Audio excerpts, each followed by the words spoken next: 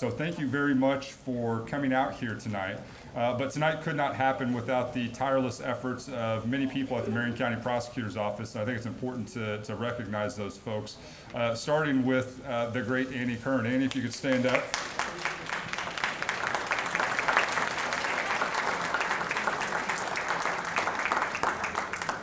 Annie does a great job of putting this together, but she's got a great team working with her, headed by our communications department, and we have Peg McLeish from our communications division. Assisting Peg is Michael Leffler, also of our communications department, and Anna Bowen. They are just outside the door, but also an important part of what we do. We have Ann Rinker and Leah Widener from our Community Prosecution Division. There she is. My name is Ryan Mears, and I'm the Chief Trial Deputy at the Marion County Prosecutor's Office. And what we're here to talk about, I appreciate that, thank you.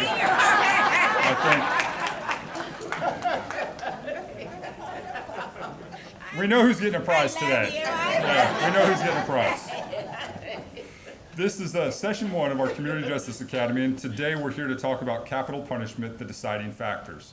And hopefully after today's presentation, you will gain, hopefully, confidence in the process we use in the prosecutor's office, and also, most importantly, the person who ultimately makes that decision, the prosecutor, Mr. Terry Curry.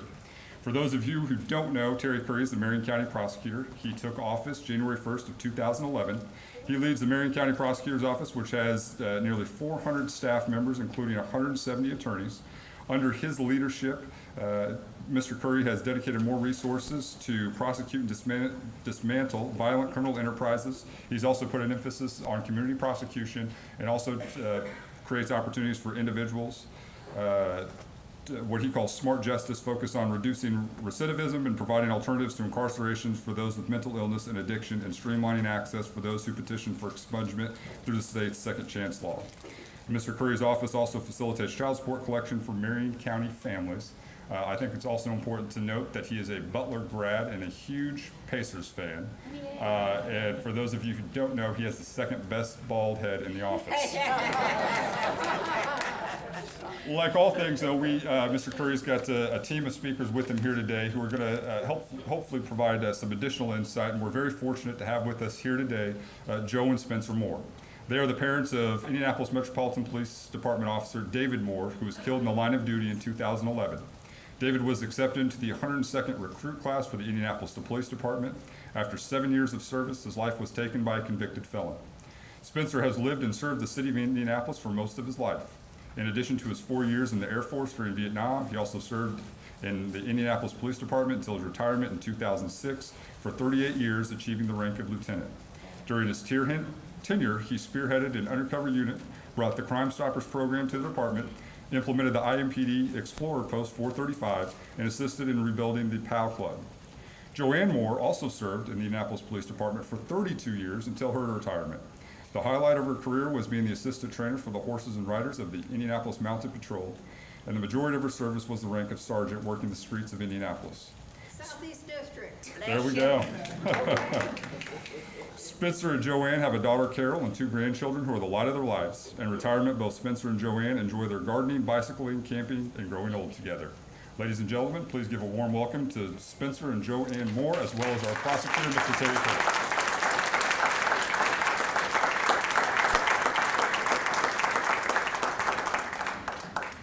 How many here have been to a session all 7 years to date?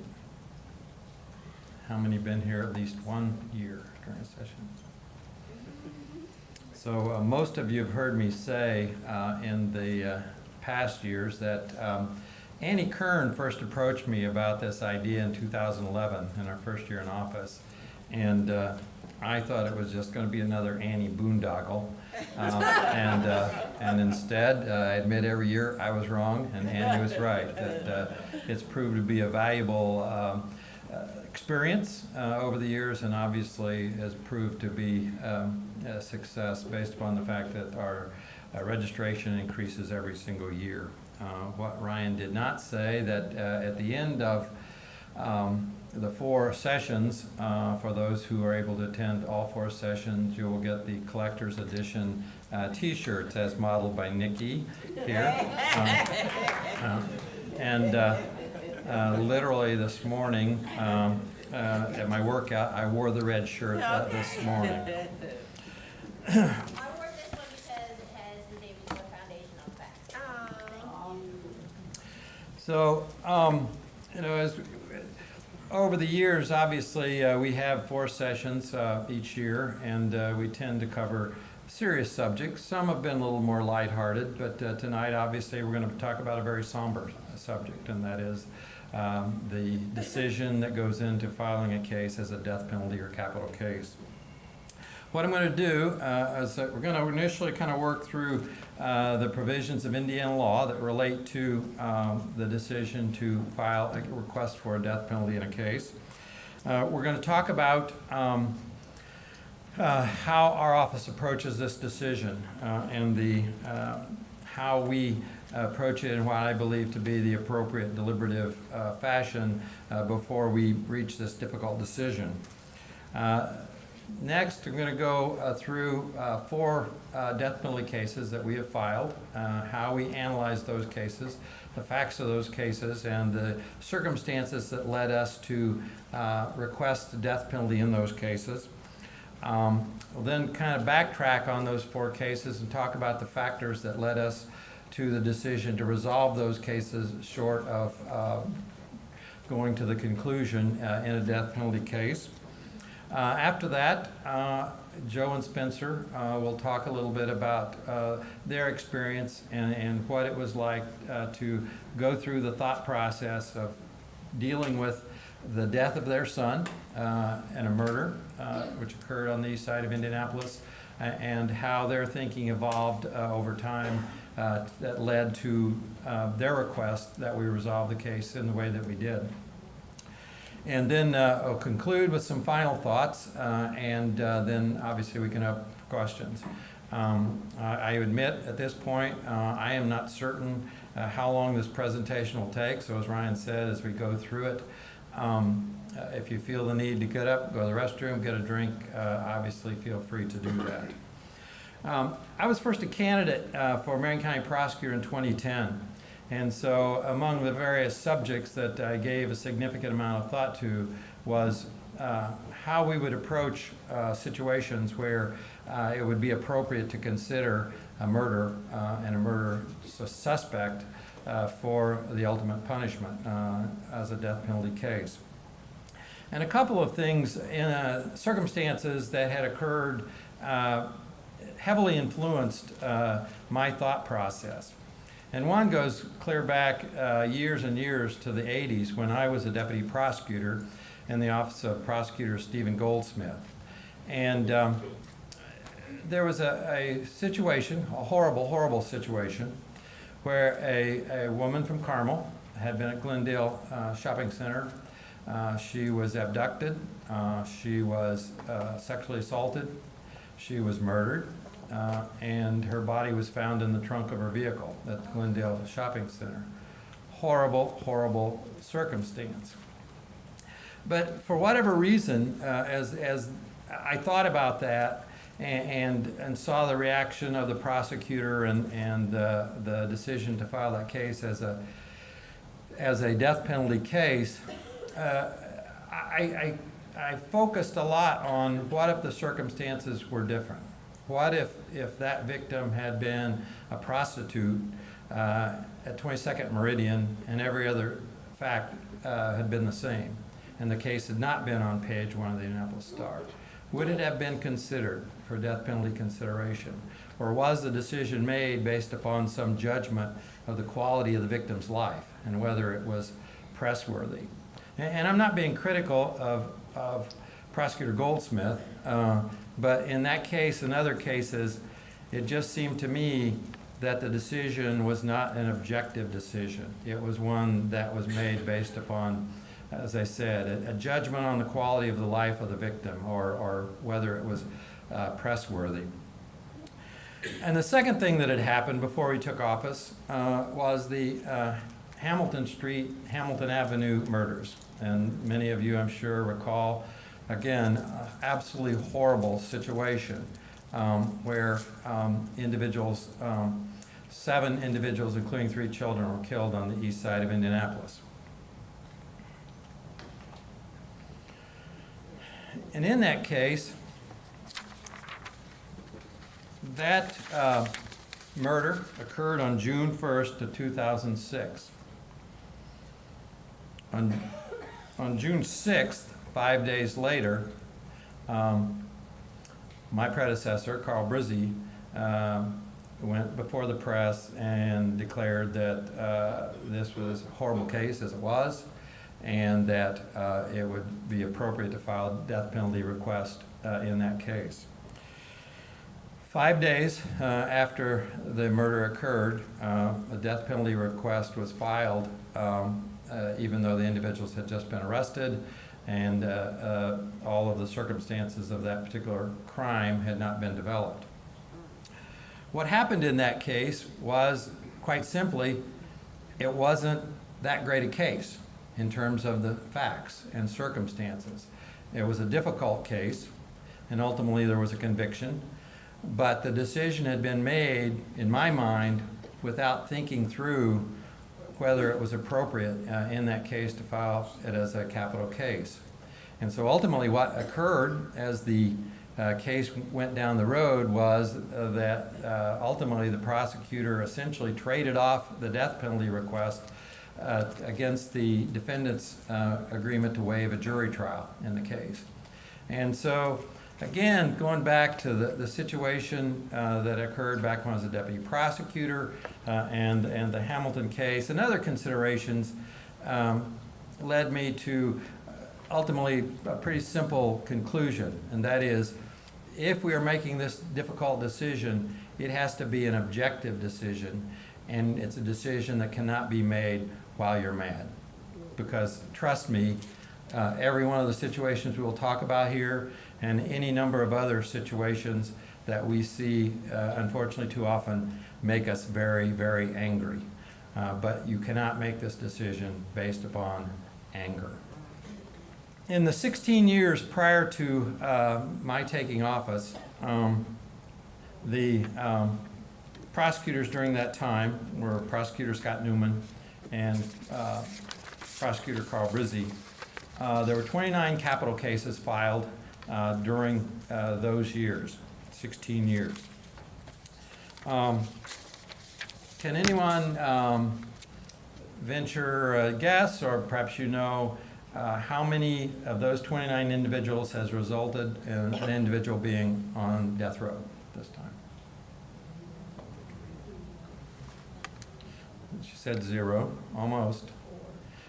4, yeah, 2. 1 has resulted in one individual, those 29 cases. And we'll come back to this in a second when we talk about the requirements for a defense of a defendant in a capital case. But those 29 cases represented millions and millions of dollars in defense costs alone during those 16 years.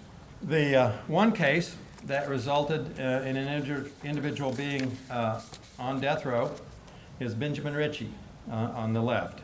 Benjamin Ritchie was convicted in 2002 of the murder of Officer William Toney, a Beech Grove police officer. During that case, there was a chase of Benjamin Ritchie.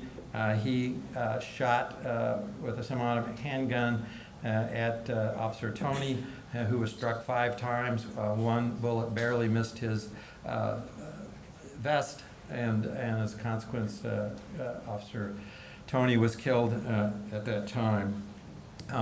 At Officer Toney's sentencing, Benjamin Ritchie laughed at Officer Toney's widow, called her a bitch, and obviously was sentenced to death.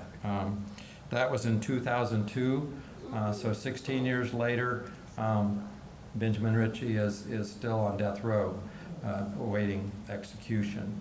Eric Holmes is another individual from Marion County who is on death row. His case actually goes back to 1989. He was convicted of stabbing two former work supervisors who had terminated him. He received a death penalty sentence in 1993. And obviously that case illustrates something we'll talk about in more depth later, but that was 25 years ago at this time. In Indiana, there are currently 12 offenders on death row. The most recent death penalty execution was in 2009. And that individual's his name is Matthew Wrinkles.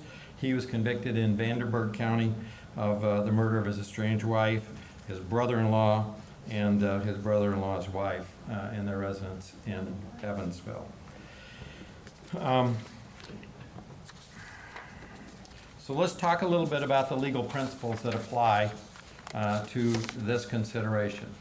First of all, in any crime that is committed, there is an intent that is required, and that intent or culpability by the statute can be one of three things. The person engages in conduct intentionally if when he engages in conduct is conscious objective to do so. In other words, that individual has the specific intent to engage in the act that has occurred. A person engages in conduct knowingly if when he engages in the conduct he is aware of a high probability that he is doing so. In other words, that he might not necessarily have the specific intent that it will result in what resulted, but he should have been aware of a high probability that what he is doing could result in that result. And lastly, a person engages in conduct recklessly if he engages in the conduct in plain, conscious, and unjustifiable disregard of harm that might result, and the disregard involves a substantial deviation from acceptable standards of conduct. A typical example of that would be where someone is driving 90 miles an hour in a 30-mile-per-hour speed zone and results in an accident, perhaps results in a fatality. Understandably, as we talk about capital cases, then the only type of crime under which death penalty would be considered is if it were done intentionally. There must be the specific intent. Not every homicide that occurs meets the requirements for consideration for either a death penalty or a life without parole. In order to file a request for either a death penalty or a life without parole, the state must allege and prove an aggravating circumstance, and those have been distributed as well in the handout. But there is an entire list of circumstances that would constitute the aggravating circumstance that would justify that request. The first one that starts off is the defendant committed a murder by intentionally killing the victim by committing or attempting to commit any of the following, and it lists a series of serious offenses such as arson, kidnapping, robbery. The ones that we will discuss the most here involve that a defendant committed a murder by intentionally killing the victims while attempting to commit or committing robbery. That the defendant has committed another murder at any time, regardless of whether the defendant has been convicted of the other murder. That the defendant was on probation or parole at the time the murder was committed, or that the murder was of a public safety officer or police officer while that officer was acting in the course of his duties. The law also provides mitigating circumstances, and again, you've provided those in your handout, but those are circumstances that if the matter ultimately goes to trial and a conviction and then the penalty phase where the jury will hear whether it is appropriate to render a verdict for the death penalty, the jury is instructed that they should consider any mitigating circumstances as well. And again, that would include whether the defendant has no significant history of prior criminal conduct, whether there are mental health issues, whether there are substance abuse issues, many other considerations that would then lead to a determination that perhaps the death penalty is not appropriate given the circumstances of the defendant. In 1992, the Indiana Supreme Court set forth mandatory standards for the appointment and compensation of trial and appellate counsel in death penalty cases. In order to be appointed to represent a defendant in a death penalty case, the counsel must have met significant rigorous requirements before he can be appointed, he or she can be appointed in those cases. I would note that like any defendant, a defendant in a death penalty case could hire private counsel, and private counsel is not subject to those requirements. But if it is a public defender appointed by the court, then they must meet those requirements, which includes that the defense counsel is paid separately by a combination of funds from the state as well as from the city and county.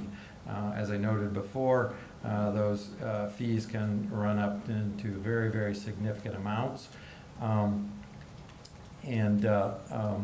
Obviously, the longer a case goes on in that sort of posture, the fees will continue to grow. What I've also noted there, that unlike any other criminal case, once a request for death penalty has been filed, the case essentially proceeds on a parallel path. In the first instance, it will proceed just like any other criminal case, where there's an exchange of information between the prosecutor and defense counsel. Discovery will be provided to defense counsel, everything pertaining to the case. But in addition, the defense will be developing its mitigation evidence. If and when the case gets to trial and defense convicted, then the case will then go to the jury on the penalty phase to determine if the jury believes that death penalty is appropriate in that case. So rather than wait till the end of the guilty phase of a trial and then start that process all over again, in a death penalty case, those two things are going on in a parallel path. The defense is developing its mitigation evidence related to the defendant. They will hire mitigation specialists who will study the history of that defendant in depth. Just as the defense will be doing discovery of our witnesses over the course of the case, we will at some point be doing discovery of their mitigation witnesses as well. So I'm going to talk a little bit about how we decided we would approach these cases. We took office in January 2011, and we determined that in any homicide in which there are aggravating circumstances that would justify consideration of death penalty request or a LWOP, I'm going to use the acronym going forward, life without parole, LWOP consideration, that we would form a committee to consider those cases and to reach a decision in those cases. The way we proceed, well, first of all, is put up there in any given case, those who will participate in the discussions and the ultimate decision include myself. As Chief Deputy, Ryan Mears has participated in every single one of those meetings. Chief Counsel, who initially was Laurel Judkin, is now Charlotte Garner. And then any of the deputy prosecutors who are assigned to that particular case will participate. Usually that is the supervisor in whatever criminal court that the case is filed in, as well as any deputy prosecutors who will be assisting the supervisor in that case. What we do is when the case has been filed and we realize that there are aggravating circumstances that would justify that consideration, we have an initial meeting. We will go through, usually it's the deputy prosecutor has screened the case, who will go through what has been established in the investigation, what the circumstances are, who the witnesses are. We'll discuss any evidence and legal issues that seem apparent at that time. One thing that I will say every single time, and particularly in case there are deputy prosecutors who have not participated in a meeting before, I will say every single time that we will never ever consider filing a death penalty case just in order to leverage a plea or to coerce a plea. That would be thoroughly unethical and inappropriate, and I emphasize that in every single meeting that we have had. One of the other things that we do at the outset is we frequently will request input from defense counsel. And obviously defense counsel at that point will be relatively new to the case, but we'll ask them to share with us, is there anything you know at this time regarding mental health issues, substance abuse issues? Do you have reason to believe that your client was abused as a child? Or anything else that you feel would be appropriate for us to consider as we make this decision, because even though those are things that would not bear upon the defendant's guilt as to whether he or she committed that crime, but it would be pertinent when we got to the penalty phase, and there are things that we would want to know as we ponder this decision, this very difficult decision. Early on, after we've had our initial meeting, we will then also have a meeting with family members. And as we will talk about in cases where we have had multiple victims, that will frequently involve several family members. But we will have the meeting with the family members. We will always express right up front that and acknowledge there is no way we can begin to comprehend the anger and grief they must feel from having a family member murdered by an individual in our community. But I feel it's important, one of the reasons that we use this process is we feel it's important to talk with the family at the outset about what's going to be involved in this process. And in particular, to share that when we go down this road, that the defendant will obviously be entitled to a trial. And unlike most cases, and sort of roughly, if in Marion County, if it's a murder case, probably looking at 1 year just before you can ever get to trial on a murder. If it's a capital case, then in all likelihood, just to get the case to trial is probably 2 or more years just to get to the trial portion of the case.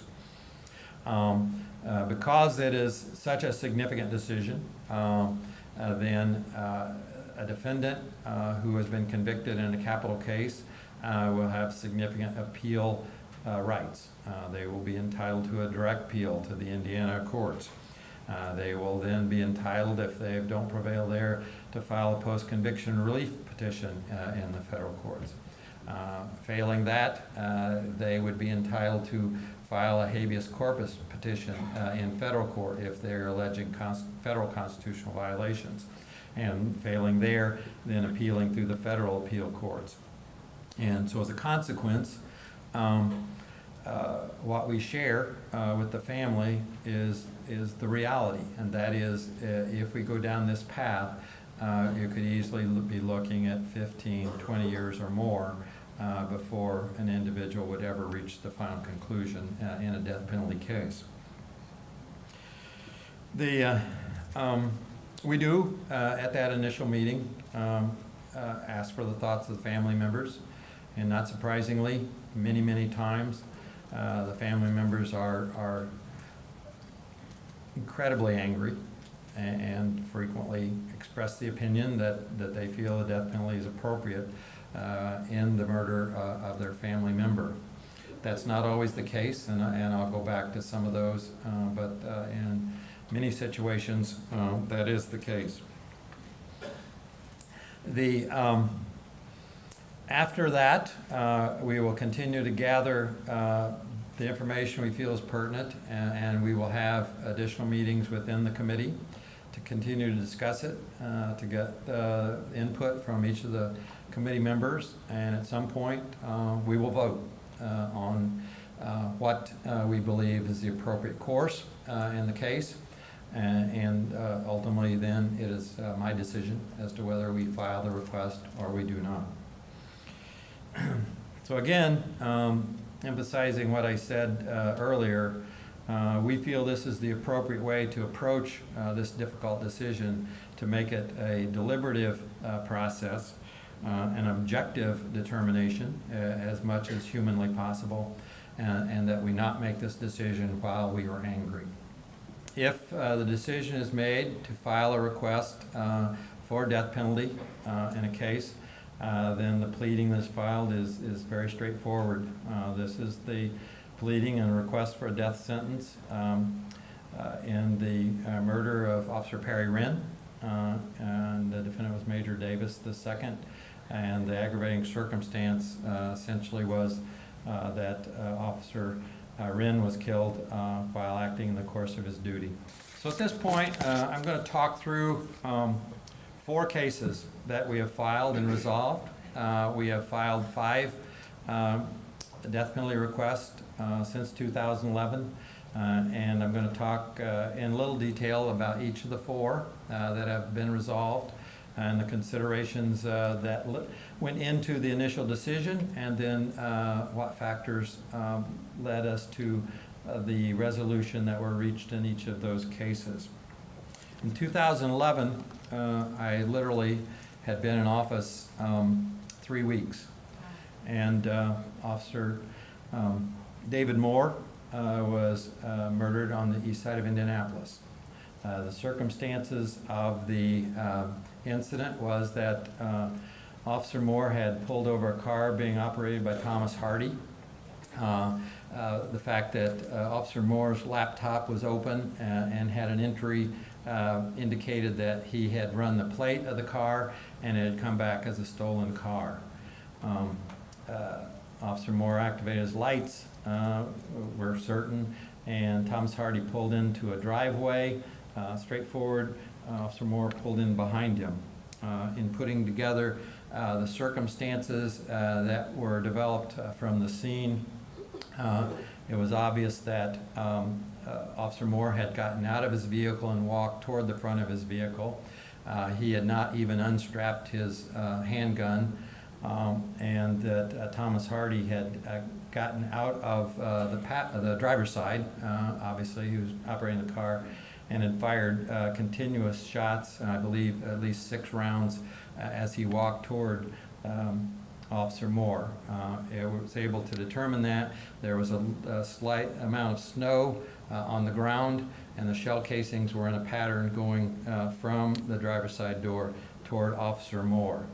It was obvious that the shell casings had not been disturbed in any way because there was some snow on the ground. The heat of the shell casings had gone straight into the snow, so it was obvious where those shots had been fired as Thomas Hardy walked toward Officer Moore. What undoubtedly was the final shot by Thomas Hardy was at close range to the back of Officer Moore's head. Based upon the difference in the height of Officer Moore, who was considerably taller than Thomas Hardy, it was obvious that Officer Moore was either on his knees or lying on the ground when he was shot.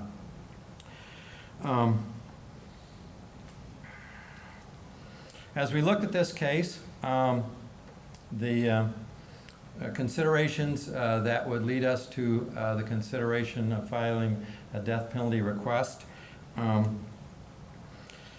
were the obvious, and that is that Officer Moore was executed by Thomas Hardy, and Thomas Hardy had a very lengthy criminal history.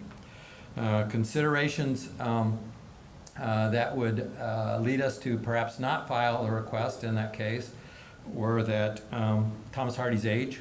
At that point, he was 65 years old, and given the time frame that's involved in prosecuting a capital case, it would seem that it's very possible that Mr. Hardy would not survive until the entire process could be completed.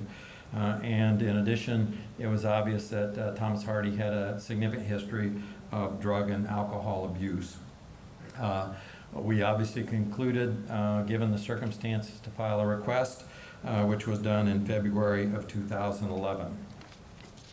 And as we go through these, then I'm going to circle back on each of these and talk about the factors that led us to conclude that we should resolve the case in the manner that we did. In February of 2014, 4 individuals were killed in a house on the southeast side of Indianapolis. The victims were Walter Burnell and Jacob Radamich. Those were 2 men in their 40s. 2 young women, Christy Sanchez and Haley Navarro, were young women in their 20s, were also killed in that house. At that time, what the evidence showed is that 4 individuals, Rackemann, Anthony LaRussa, Valencia Williams, and Samantha Bradley, had conspired to rob the men at this house. The house was a well-known drug house. There was significant drug dealing that had been going in and out of the house. Rackemann, and I'll come back to this, Rackemann had only been out of prison for about a month, I believe, at the time this occurred, and had actually acted as a guard from time to time at the house. What occurred on the day of the murder was that Rackemann called an individual who was there and told that individual to clear the house. I'll call that individual John Doe. We are certain John Doe knew what was going to happen in terms of a robbery. I'm certain did not know what Rackemann was about to do. But Rackemann arrived at the house. LaRussa had stayed behind, was not with them, and the 2 women, Valencia Williams and Samantha Bradley, waited in the car as Rackemann went in the house. He went to the back of the house and was demanding to know where the safe was. Where's the safe? Where's the safe? Where's the safe? One of the men and Christy Sanchez were in a back bedroom, and Rackemann shot and killed both of them. He then went to other part of the house, shot and killed the other man, and shot and wounded Haley Navarro. At that point, he had run out of bullets, and he called Valencia Williams and had Valencia Williams come in and shoot and kill Haley Navarro. The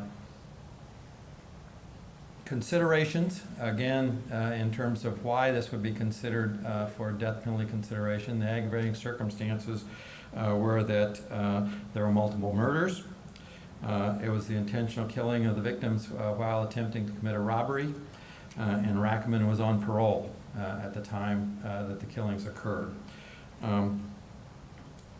The considerations, as I said, were obvious. It was a cold-blooded murder of 4 individuals in this house. He was barely out of the Department of Correction at the time it occurred, and again, he had a lengthy criminal history.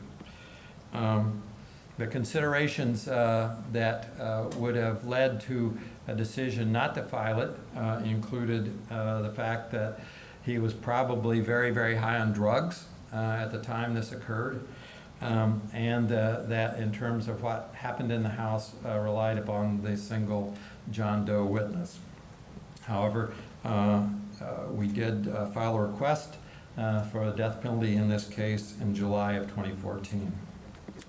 The next case, Officer Perry Wren was shot and killed in July of 2014. The circumstances of the case were that Officer Wren and another officer responded to a call on the east side of shots being fired, and arriving at the scene, Major Davis II, let me back up. At the location where this occurred, there was a neighborhood cookout that was going on. Major Davis was walking around the cookout with an AK-47 style semi-automatic rifle with a modified pistol grip. So he was walking with this weapon, carrying it like a handgun. Officers arrived at the scene and were calling for Major Davis to show his hands, and at some point Major Davis started to raise he had the AK behind his back, started to raise it in this manner. According to the other officer and other witnesses in the area, the officers were screaming, "Don't do it, don't do it, don't do it." But instead, Major Davis fired, shooting and killing Major Wren. Both officers actually returned fire, and Major Davis was wounded in that exchange. The aggravating circumstances were obvious that Perry Wren was killed while acting in the course of his duty as a police officer. The considerations in this case in terms of requesting the death penalty was, again, just like Officer Moore, intentional killing of one of our police officers, and that Major Davis had needlessly provoked this confrontation that led to Officer Wren's death. The considerations that would have led to the conclusion that it would not be appropriate was Major Davis's relatively young age. He was 25 years old, and he had a minimal criminal history at that time. Fourth case, individual's name is Johnathan Cruz, and over the course of 3 days in a crime spree, Johnathan Cruz shot and killed 3 individuals while he was acting out what he thought was the Purge. And that was based upon a horror movie called The Purge. And the plot of The Purge was that every year for 24 hours the government would allow any crime to be committed during that 24 hours. And over 3 days, Johnathan Cruz shot and killed 3 individuals. He also participated in a robbery of the 4th. The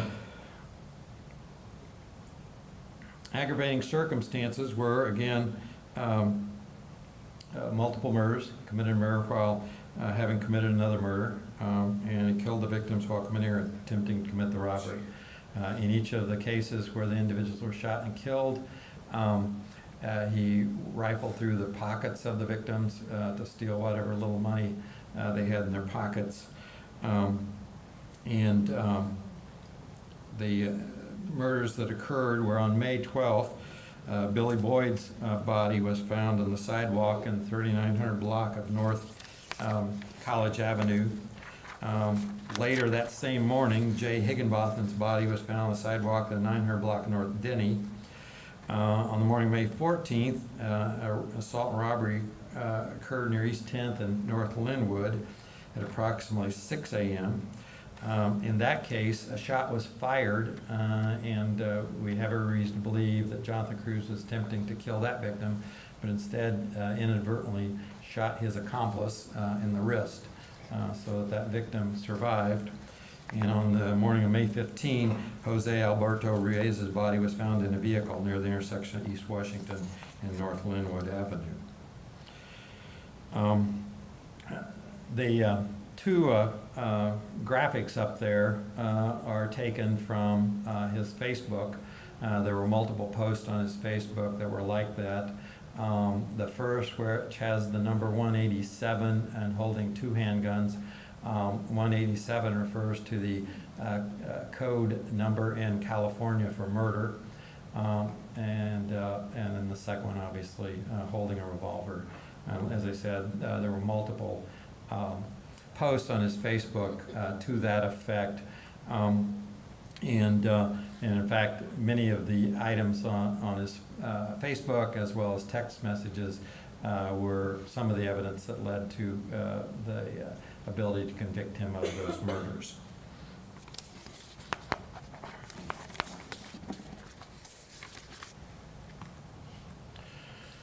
So all 4 of those cases have been resolved.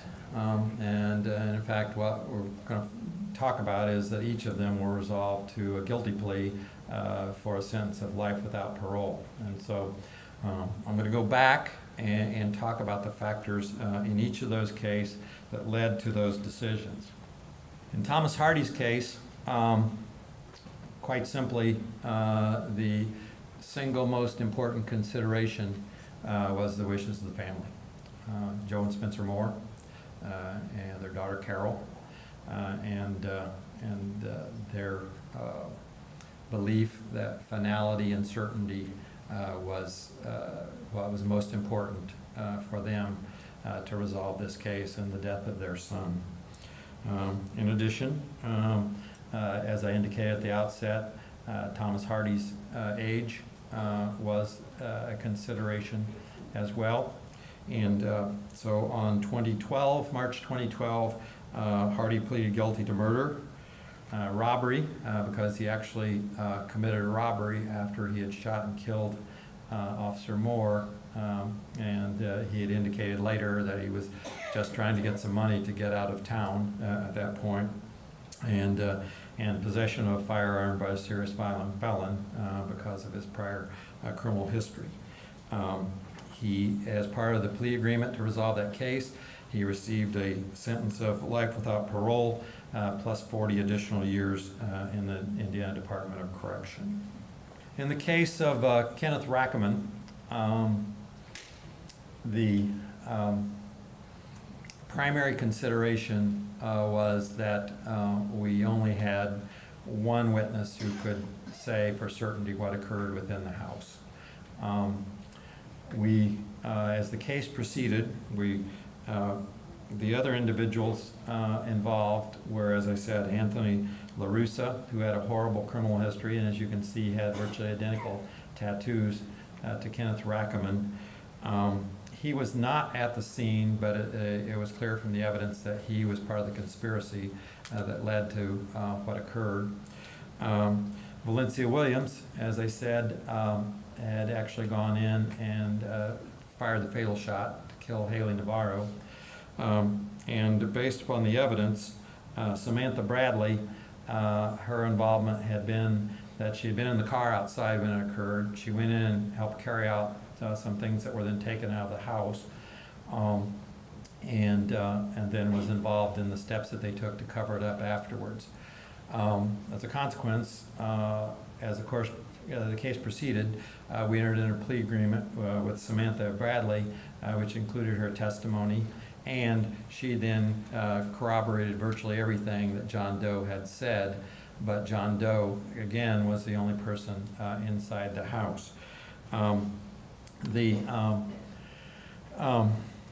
When the case was first filed, and because of the involvement, John Doe actually then was subjected to a parole violation and then was incarcerated again. And so we had a comfort level for a period of time that we knew where he was and that he would not do harm to himself, because he was a drug abuser, and we had concerns that through one way or another we would lose his testimony.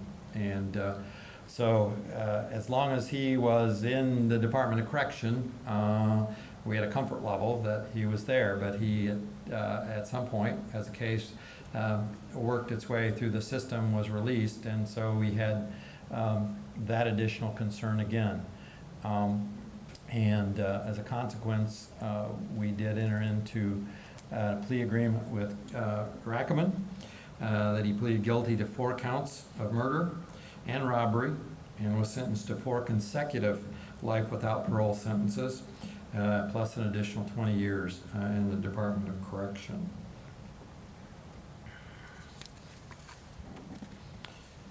I guess I would add as well that Anthony LaRussa pleaded guilty to conspiracy and received a 44-year sentence in DOC, and Valencia Williams, who intentionally killed Haley Navarro, received a sentence of 55 years for murder.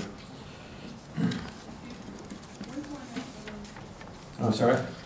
Valencia Williams is on the left.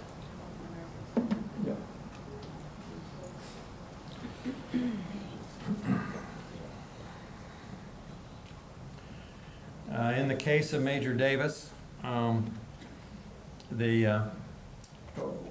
once the case was filed, something that we were completely unaware of when we filed it was that Major Davis had significant mental health issues. And in fact, at the outset, he was evaluated for competency and was determined by the court to be incompetent to assist in his defense and proceed forward in the case. When that happens, the case is on hold, and at some point, then the individual is then sent to an institution for treatment, and if the individual then regains competence and is determined by the professionals to regain competence, then the case proceeds again going forward. In that circumstance, then it clearly was not an appropriate case for consideration for death penalty. And so that was a consideration, as well as family wishes.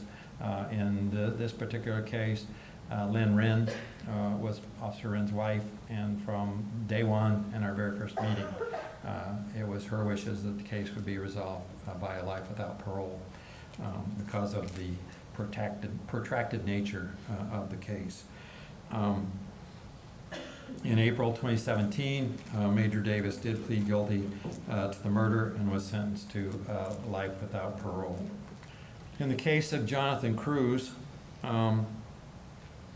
there were some, I guess for lack of a better term, some of the procedural steps at the outset that quite frankly had not been handled appropriately by our office. They weren't things that would have been fatal to the case, but because of that, we felt it was appropriate to consider the request by defense counsel to consider a life without parole plea agreement in this case.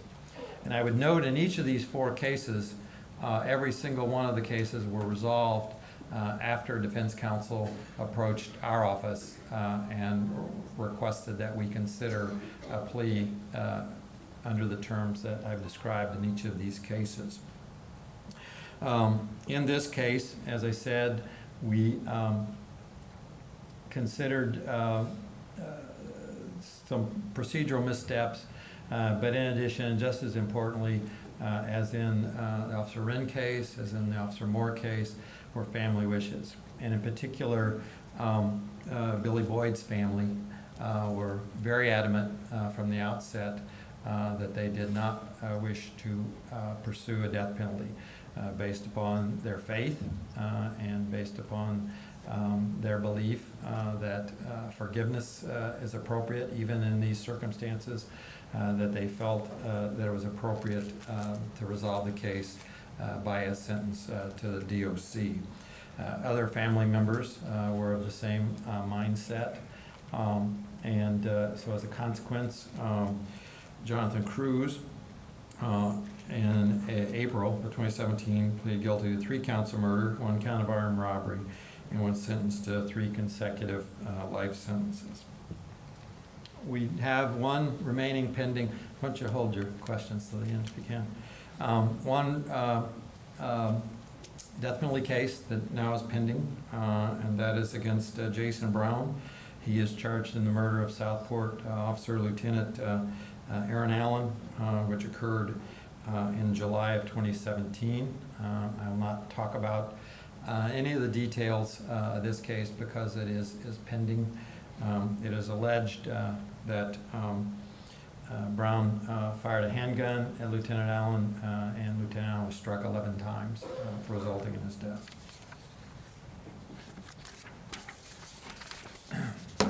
We obviously review lots and lots of cases. When I say lots, but I mean too many where the aggravating circumstances are present. And so I want to talk about just 3 examples of situations where there were aggravating circumstances that would have justified it, but that a decision was made that they were not appropriate. The first one at the top is the Richmond Hill case. There were not aggravating circumstances, legal aggravating circumstances, but it was, as is often the case, and this is something I will talk about at the end, a lot of public outcry as to, these people deserve the death penalty. In the Richmond Hill case, the decision goes back to what we talked about in terms of acting intentionally or acting knowingly. Because clearly there was no ability to prove, and I'm certain that these individuals, Mark Leonard, Bob Leonard, Montserrat Shirley, when they concocted this scheme to blow up her house, had no specific intention that their neighbors would be killed, that Dion and Jennifer Longworth would die in that explosion. Because it was knowingly and not specific intent, that is not a case that was appropriate for death penalty consideration. As you probably know, if you followed it, both the Leonards received 2 consecutive life sentences, and Montserrat Shirley received a 50-year sentence. In the lower left corner is Freddie Bailey. And in now going on 8 years, the case that probably makes me, no, not probably, it does, makes me as angry as any case that we've reviewed is the death of Amabel Calderon. She was 3 years old, and I will not go through the abuse and torture that she went through that led to her death. But it was apparent that Freddie Bailey was on that marginal level of intelligence that would make him ineligible for consideration for either life without parole or death penalty consideration. And as a consequence, it was not filed in this case, although he pled guilty and received a 77-year sentence, which was entirely appropriate. The other matter, and this is a crime that occurred that you might recall from a few years ago. I think it occurred about 2012 in Cumberland, out on the east side of Indianapolis. Kylie Crane is a 7-year-old girl, and her husband, she was home from school on the day of the crime, and because she was home from school sick, her uncle was with her also, Jeremy Crane. Michael Bell and Jeremy Priel went to burglarize the house, undoubtedly not knowing that Kylie was home sick that day. Michael Bell was very familiar with the house. He'd actually been treated as a family member and allowed to stay with the family for extended periods of time prior to the murder. When it was discovered that Kylie and her uncle were there, both were made to lie on the floor and were shot in the back of the head in the house. In the case, in that particular case, the ultimate consideration was we really could never determine who fired the shot to kill the 2 of them. And without knowing that for a certainty, we believed appropriately that it was not appropriate to consider that case for death penalty. But Jeremy Priel, who was on the right, received a 110-year sentence. Michael Bell received a 100-year sentence.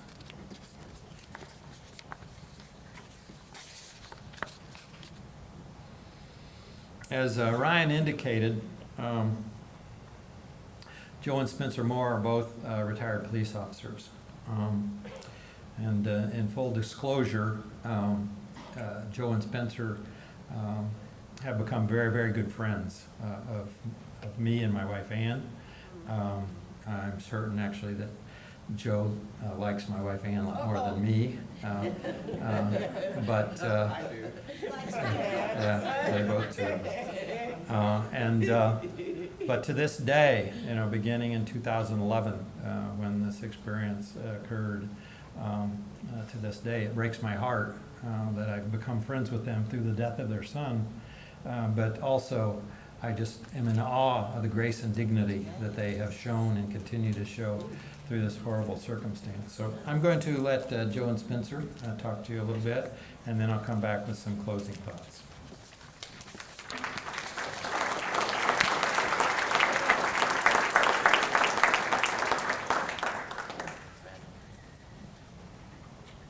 Thank you. Do you want me to go first? I hardly ever get to go first, so I'm gonna go first, okay? It's surprising that you kind of think about a situation, being a police officer and I was raised Catholic, I kind of struggled. Death penalty, as a Catholic, no. As a police officer, I have so many friends who are police officers and acquaintances, and you don't want to send the wrong message to someone that killing a police officer is okay. So I really struggled with it. But relying on Terry Curry and relying on God, I tell you, you don't know what you're going to do until you're in that situation. You can talk about it, you can be bravado, you can cuss and discuss it, but it comes down, you really don't know what you're going to do until you're right there. We really felt, or I did, that it was important to support Terry Curry and his team's decision, especially when I learned out that Hardy intentionally murdered my boy. But then, as you go through the process, you realize, in my opinion, there is no death penalty. It's a 20 to 25 year long appeals process. And we have a daughter. She's a teacher. She has the hardest job in the family. The police officers, our job was not that hard. Her job is the hardest. As a mom, I didn't want to see her sit through a trial. And when Terry, when Thomas Hardy notified his people, his public defenders, that he would consider life without parole, I appreciated that the man was willing to take responsibility for his actions. And a lot of people don't know that Thomas Hardy wrote me a letter. He told me he didn't know exactly what happened that night, that he was high on drugs, and he'd always been a shoplifter, and he never had killed anyone, but he was really mad that my son interrupted him. David pulled him over. Mr. Hardy was actually going to get $100 from another person. And if that person didn't give him the $100 so he could get more drugs, he was going to kill him. So he was really mad that my son interrupted his plans, and my boy was just doing his job. So we wrote back and forth, and I appreciate that he took responsibility for his actions, and I appreciate that he's not going to hurt anybody else. And I think he's getting the help he needs. And that's all I wanted. I didn't want him to hurt any other mother who'd have to go through this. But I tell you, we're fortunate to have a really good prosecutor.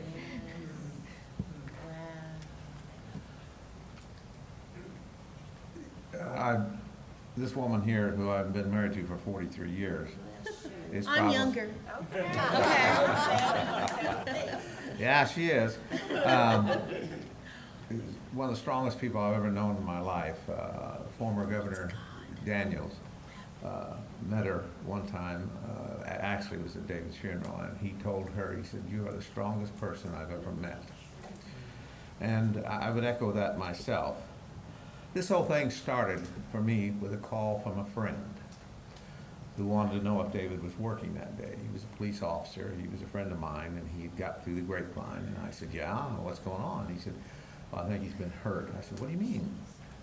He said, "I think he's been shot, Spencer." So I said, "Well, let me get off the phone." I called dispatch, and yes, and then the whole process started. But the whole point I'm trying to make is that It started with a friend.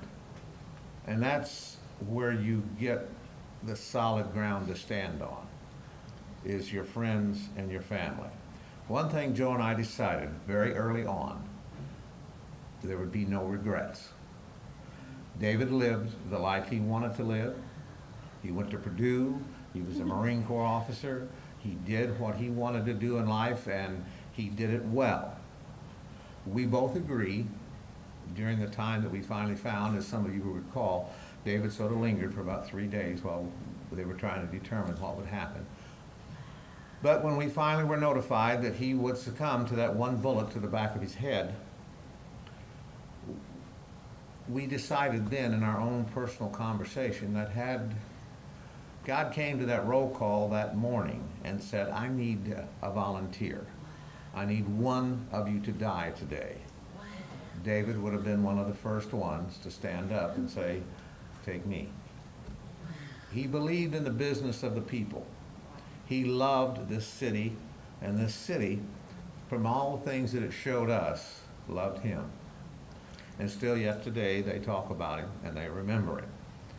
But I would not, in our agreement, allow Thomas Hardy to take any more from us. So we decided that we would not discuss him. And this woman here in her fiber, and I'll tell you just a slight little story. We were sitting at a news conference, and we had already told them, we're not going to talk about Hardy. That's not what we're here for. We're here to talk about a young man fighting for his life in the hospital. And as we were going, one of the reporters asked, well, what about Thomas Hardy? Joanne said, that's it, we're done. And she got up. Of course, I got up. Smart man. And we walked out of the room. And oh, the press people were so mad at their peer because they had been told, do not mention Hardy. But that was what we were bound and determined to do. He took the love of our life from us. He left, of course, we have Carol, and it's nothing to diminish it. And I want to say here and now, our son's death is no more tragic than anybody else's in this city. The loss of a person to a violent crime is unforgivable in many ways to this community. Now, Hardy asked for forgiveness, and in our belief, and in our way, and our thought of God, we gave him that forgiveness. Because we thought that was the right thing to do. We had people, as soon as David had been shot and they found out that a black man had done it, they wanted retribution toward the black community. We would not tolerate that. We would not allow it in any way, shape, or form, and we made that clear to everyone. The internet can be horrible. Yeah. That was very bad during that time. We did not want any part of it. What we wanted everybody to understand is that we had friends and family who loved us and loved David, and we were going to listen to them. And that's how we got through this, with the help of God, because he provided us that insulation. And I will echo one thing that Joanne said. We found a dear friend. Someone that I still admire today, and we could not have got through this without him. That's Terry Curry. And I would advise anybody who ever, unfortunately, ever comes into this type of situation, this is the man that I would want there at my shoulder advising me what to do. Thank you for being here tonight, and I think tonight later on we'll have an opportunity to answer some questions. But God bless all of you, and God bless this city for its love of David. Yay.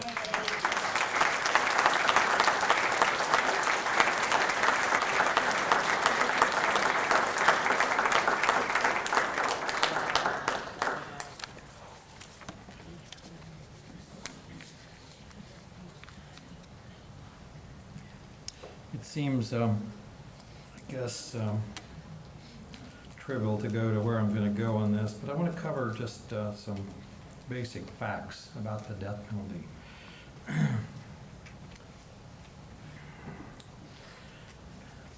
On the slide, there are 31 states, the federal government and the military have statutes that allow for the death penalty in their jurisdictions. And obviously, there are 19 states that do not currently have a death penalty law. In Indiana, prior to 2002, when a death penalty case was heard by a jury, the jury's decision as to whether a death penalty was appropriate was merely a recommendation, that then it would be up to the judge as to whether he or she would in fact impose the death penalty or some alternative sentence. After 2002, now the jury's decision is binding, and that if the jury returns a verdict for the death penalty, then the judge is required to sentence accordingly. It is inappropriate under both Indiana law and Supreme Court decisions that an individual under the age of 18 or with an intellectual disability cannot be subjected to the death penalty, and obviously that is appropriate. Frequently you'll hear, or I'll hear, and I'm sure you've heard the same thing, is, if an individual is sentenced to a term of imprisonment, or in particular life without parole, why should we pay? Why should I pay for that person to be in prison rather than being executed? Multiple studies have shown that the cost of prosecuting a case as an LWOP case and the cost of the corresponding incarceration with that life sentence is significantly less than the costs associated with a capital case.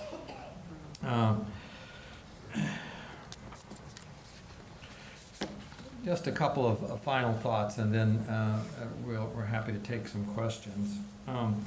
First of all, the human toll taken upon everyone who is involved in a death penalty case is significant.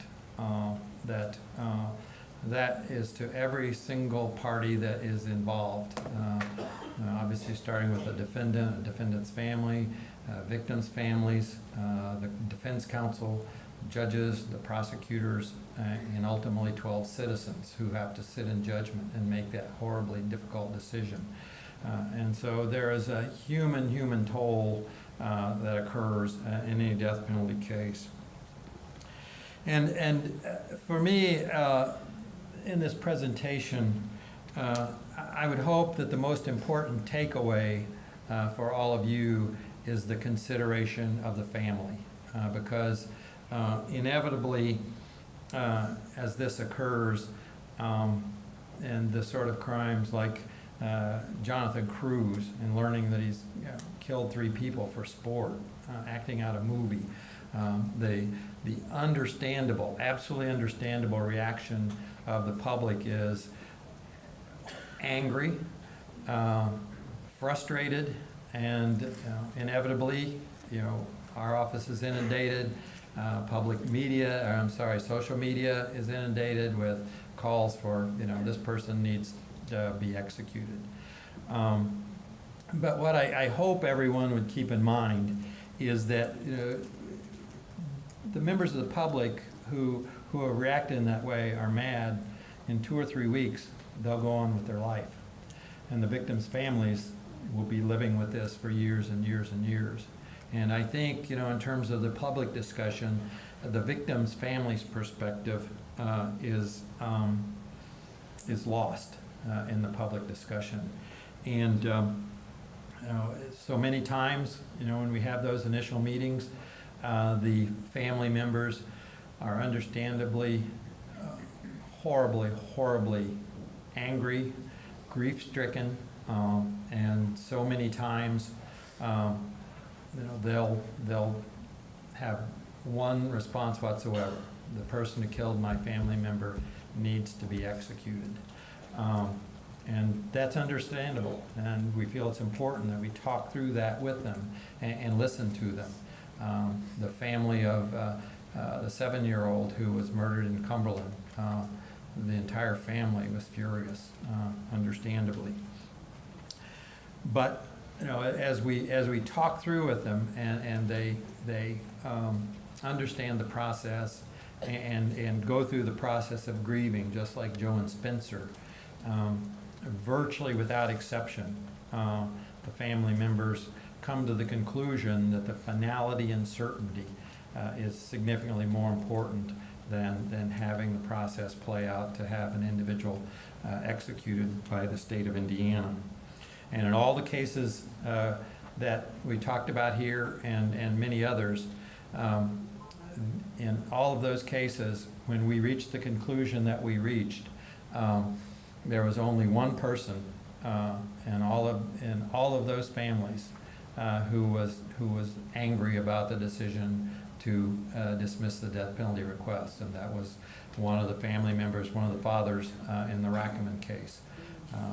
All of the other family members, as they processed, reached the same conclusion as Joe and Spencer, and that is to have the finality and certainty of having this process behind them. So I appreciate, I can tell has been a very attentive group tonight, as is usually the case, and we're happy to take some questions. I will take questions as well as Joe and Spencer.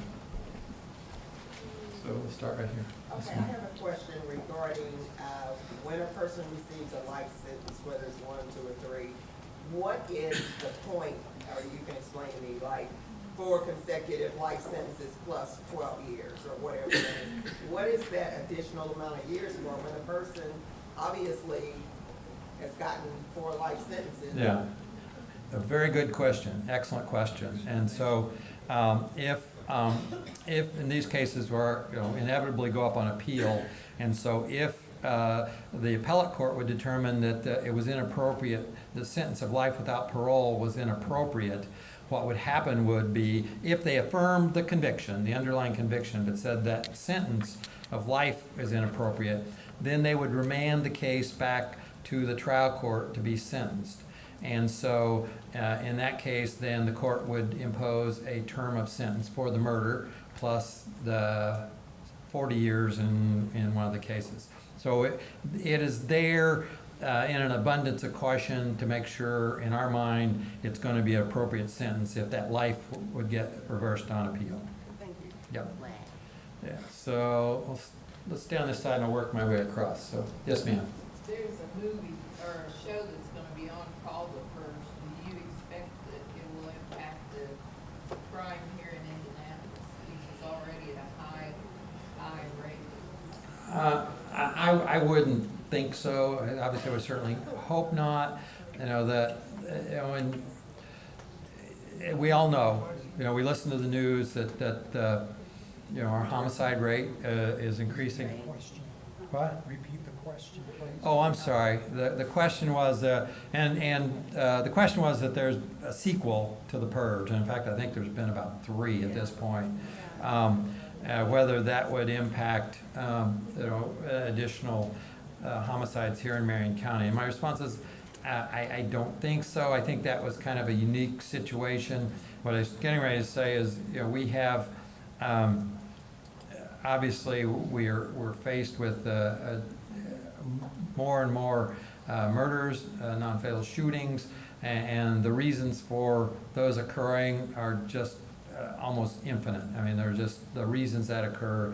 I don't think we've ever seen anything, at least during the 7.5 years I've been in office, that's anything comparable to the Johnathan Cruz case.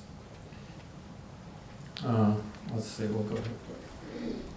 Yes, ma'am. And Joe and Spencer, you want to come up in case there's questions for you? My question is about life without parole.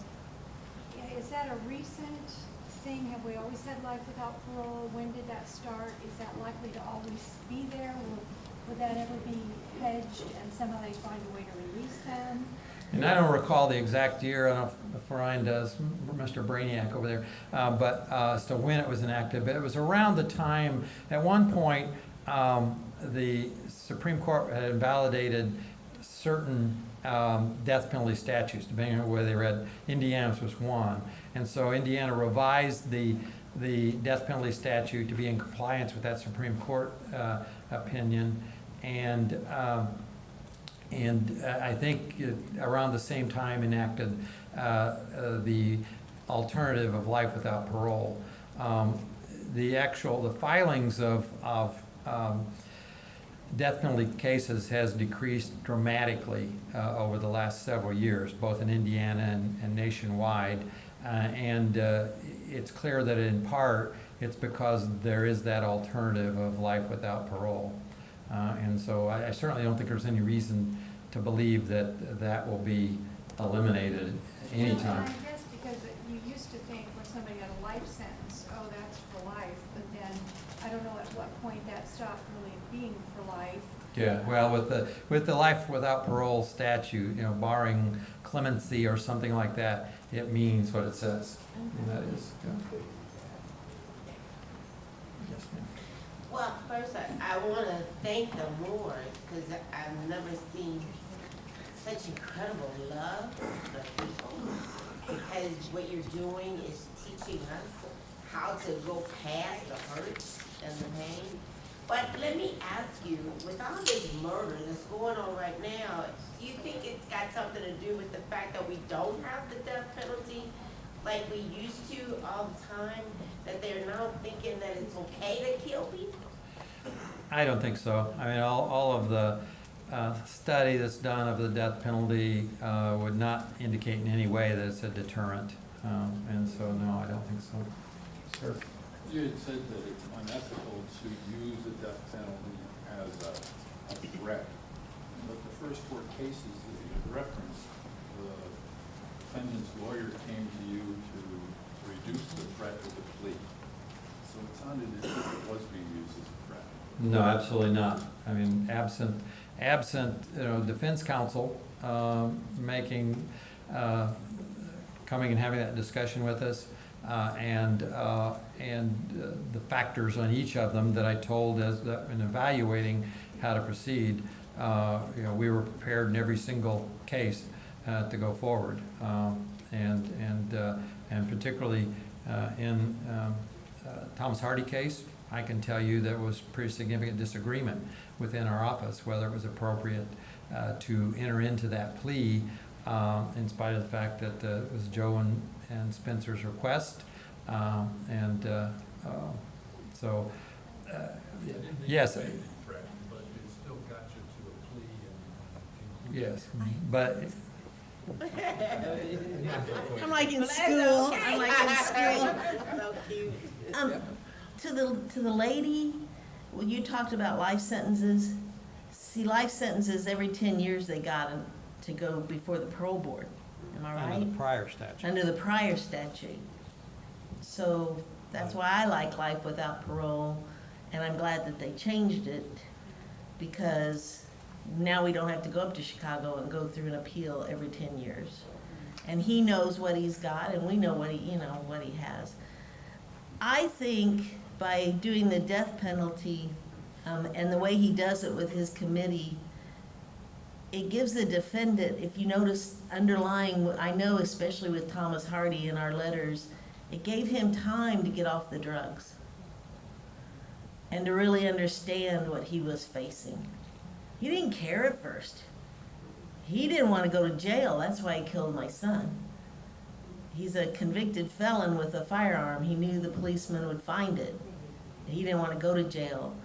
But in his letters, he writes that he didn't really understand the death. I mean, he understood it. But the concept of it, it took him time to get rid of the drugs to really get a grip with what that meant. And to your question also, and Joe touched upon this, in any case whatsoever, and including these, the fact that the defendant will accept responsibility for what occurred is a significant consideration. But I can't emphasize enough that I know that's what it looks like, because that's how we've resolved those 4. But in absent that discussion that occurred and consultation with the families, we were prepared in every single one to go to the mat. Can I add something? Certainly. You have to ask Joe. I will give you not a play-by-play, but whatever. On the day this final decision was made, I walked into the office with Joe, and I'm not sure Carol was with us, but she may have been. And I told Terry what our wishes were.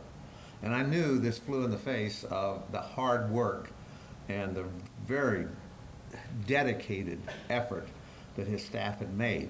And I explained, and he knew, I didn't really have to explain it to him, but he knew why.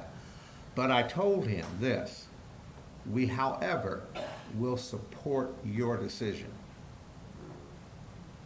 His comment to me was, the most important decision here comes from the family, Pretty powerful, and that's what we will honor. pretty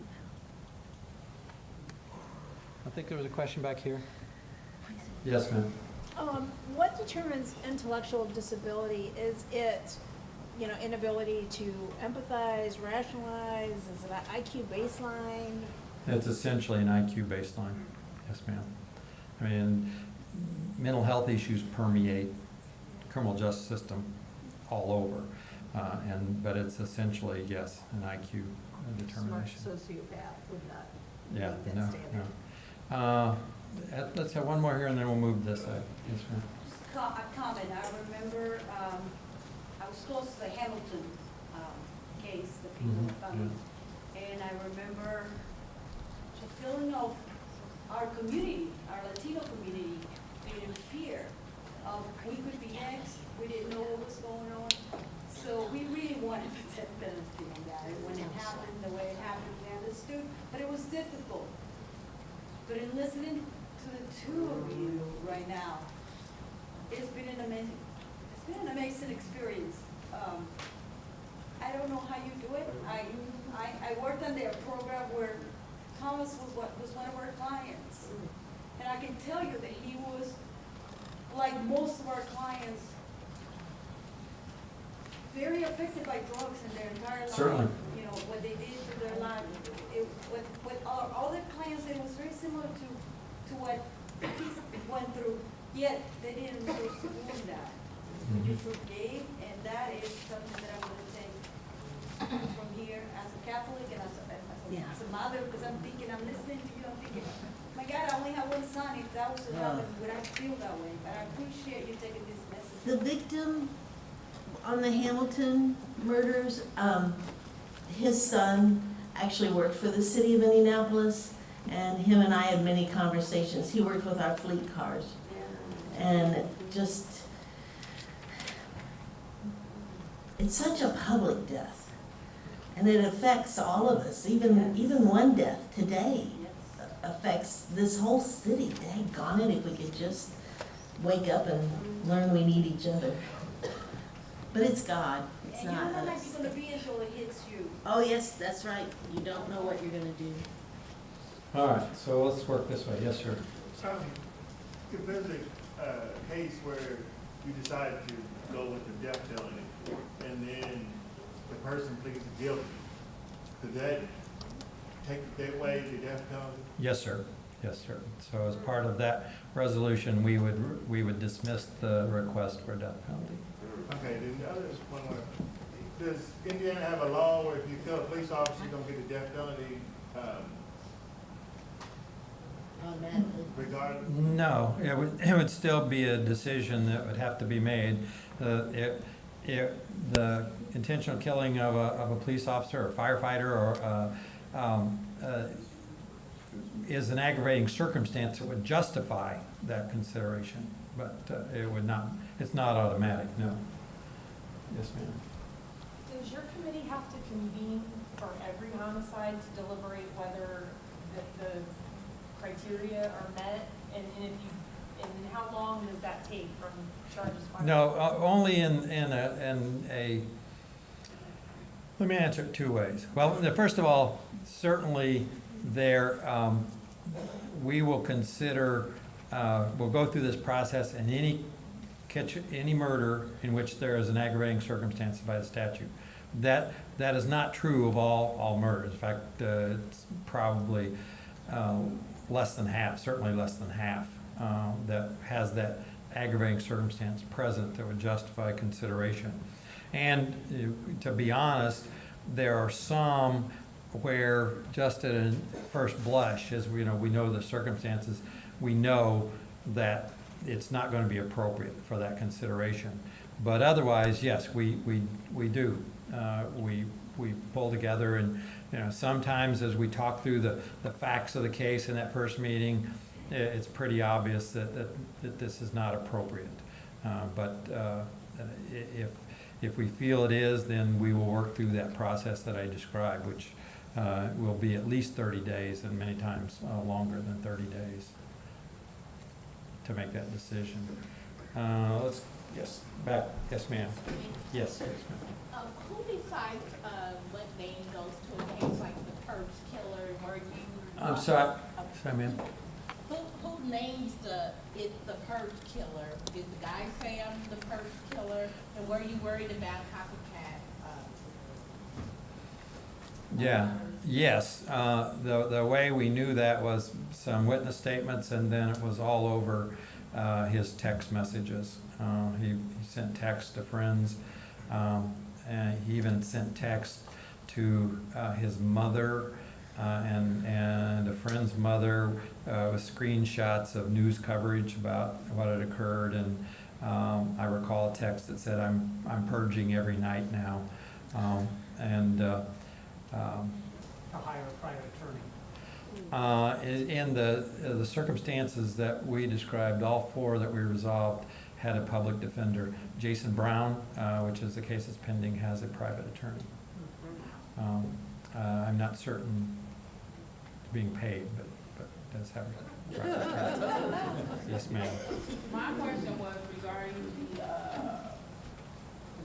Rackemann. Him and the guy had the similar, both the same tattoo. Do you know what gang or affiliation that was to? I honestly do not recall. Do you recall, Brian? But yes, it was gang affiliation, and just further just infuriate. Oh, I'm sorry. On Rackemann and LaRussa's tattoos, what gang affiliation did that indicate? And there was a gang affiliation. I think, like a lot of gangs here in Marion County, it was just sort of a loose association of some people. Further infuriating about Rackemann was after the four individuals were murdered, Rackemann and LaRussa had additional tattoos put here on their eyelids. And I can't remember exactly what it said, but it was something about rest in peace or something. And they were claiming it was because of tribute to their friends, but really we knew that they were making fun of the fact that these four individuals had been murdered. Okay, and the second question is to the Moors. When your daughter's Carol, when you were making the decision, was she concerned, or how did she feel about what the final decision was? Was she supportive, or did she want the death penalty, or did she share how you two felt, or? The only thing I know for sure is she did not want to go to a trial. She prayed really hard that Hardy would just accept responsibility, because David was her rock. Even though he was the youngest and she was the oldest, she'd gone through some personal things, and he was, boom, right there. And you know how you raise your children to love each other, and you want them to be, and now you're like, oh gosh, because she's by herself, but she has a wonderful husband and 2 great grandkids, so, She doesn't have grandkids. Oh, that's right! And I'm a genealogist, so. Yes, sir. I've heard in some rare cases, in the death penalty case, the defendant will request the death penalty. I don't know if that happened in Indiana or a different state, I can't recall. But would that actually factor into the decision to file a death penalty case if the defendant said, "I want to die"? No, not really. Because it would, it'd have to be appropriate in the first instance. And yes, there have been circumstances. There was a man by the name of Stephen Judy in Morgan County who waived all of his appeals and requested, and he was executed. So yes, that has happened on occasion. Just a second. Yep. Oh, go ahead. Go right ahead. Okay. Yeah. The people that receive the death penalty sentence and are on death row, and if I understand correctly, some of them are still there from early 20s. How long will a person stay there before further action is taken? The defendant is entitled to exhaust all of those appeals that are available to all the course of action. And then when they have finally done that, then the governor will set a date for execution. Just a little bit more about the 12 individuals who are on death row, one of whom is Benjamin Ritchie. First of all, there's frequently discussion about racial disparity. And of the 9 individuals on death row, or I'm sorry, the 12, 9 are white, 2 are African American men, and 1 is African American woman. I would also add that even though they're on death row, 2 of them have actually had their death sentence set aside and are just awaiting further action at this point. So, you know, the possibility that someone will ultimately get to the stage of execution is minimal. And I guess I will add this too, you know, and maybe, you know, when something gets out at 20, 25 years, you know, obviously that's frustrating, but, you know, my personal opinion is it's appropriate, you know, that if we as a state are going to take that final step to take someone's life, then it does not bother me that they're entitled to all those steps along the way before we reach that point. I think that's appropriate. Thank you. Yeah, your hand up? Yes, sir. Johnathan Cruz appeared to be very young. How old was he? As I recall, he was 21, 22. Yep. I'll come back here in a second. Yes, sir. You mentioned that your death penalty committee meets with the family of the victim. Do you ever meet with the family of the defendant? No, we could not do that. That would not be appropriate. Yes, ma'am. Why does the law cases represent less cost than the capital cases? I'm sorry? Why does the life cases or LEO cases are cases represent less cost than the capital cases? Less cost. Yeah. The question was, why does an LWOP case cost less than a death penalty case? And it's primarily because the requirement that defense counsel be paid directly. So in other words, you know, here in Marion County, we have a public defender agency where if an individual is charged with a robbery and can't afford an attorney, a PD will be appointed. Well, that PD just is paid a salary, you know, through the agency. But if you are death penalty qualified, then you're paid an hourly rate.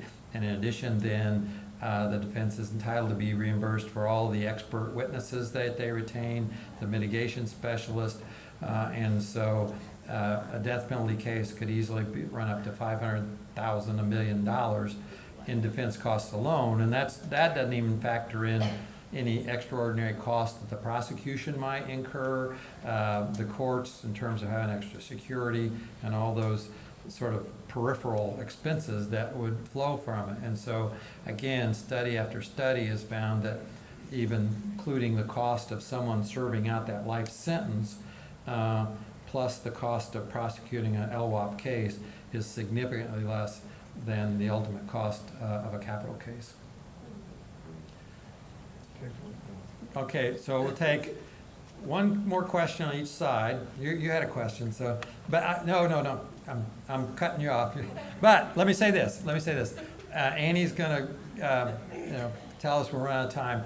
But I will stay and answer anyone's question that we don't have a chance to answer here. So one more on each side. So yes, sir. Yeah, I did. Two-parter. First. We're getting restless over here. Speaking from I served on a jury on a murder case. Mm-hmm. And in Marion County? Marion County, yeah. And I was unaware of whether or not it was a death penalty case. I suspect it was not.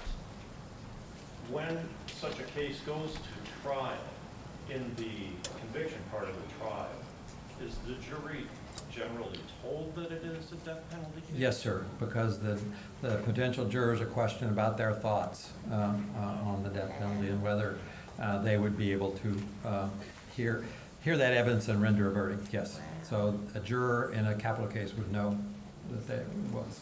The other question is, in the beginning of your talk, you talked about the anger, how you wouldn't want to let anger affect your decision and make it as objective as possible. I'm curious with you and your staff, it might be kind of a personal question, you and your staff, how do you deal with the anger? Do you just take a time out, you say we're not going to meet right now, let's all just do whatever we need to do and get settled, or is there anything in particular that you try to do to get over the anger? Well, and there's just, again, unfortunately, so many circumstances that we see every week, every month that is infuriating and just senseless. And why did this happen? And because we know that, because we experience that, yeah, we just need to step back, and that's why we need to sit down and talk about it calmly and objectively. Ryan has been in the meetings, and that's what we do. Even though we're, as I said, Amabel Calderon will go to my grave furious with what happened to that 3-year-old. But if we're going to do our job correctly, we've got to step back from that. So is there one more over here? Exhausted, everyone? Okay. All right. As I said, I will stay around. If you stay a little bit.